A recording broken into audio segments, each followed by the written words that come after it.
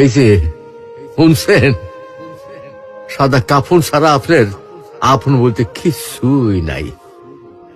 হকগুলো এই স্বার্থের কাঙ্গাল, বুঝলেন? এই স্বার্থ ফুরাই গেলে গা হকগুলি আপনার সাইডে চলে যাবো গা।